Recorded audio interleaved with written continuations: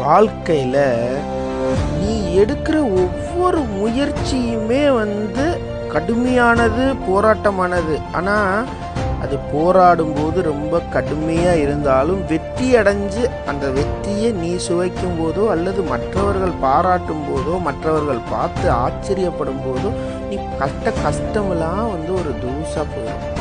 எப்பவுமே எதுவுமே ஆரம்பத்துல இருந்து நான் சொல்றது, கஷ்டப்படாம கிடைக்கிற எதுவுமே நம்மளோட இருக்காது. கஷ்டப்படணும். எது வேணும்னாலும் அடம் பிடிக்கணும், கஷ்டப்படணும்.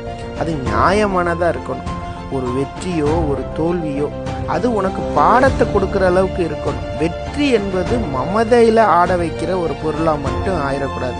எப்பவுமே முயற்சிகள் திருவினையாக்கும். உன்னோட கடுமையான முயற்சி ஒரு தடவை தோல்வி அடைஞ்சாலும் கூட பல தடவைகள் தோல்வியை தழுவி தழுவி தழுவி ஒரு நாள் அது கண்டிப்பா மிகச்சிறந்த வெற்றியா மாறுவதற்கான அடித்தளமாகவும் இருக்கும்.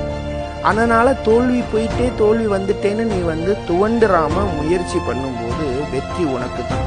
உன் நோக்கம், உன் குறிக்கோள் ஒரே சிந்தனையோட நேர்மையா இருக்கும்போது எப்பேற்பட்ட வெற்றியும் உன் காலடியில மண்டியிட்டு வணங்குங்கிறது உறுதிங்க.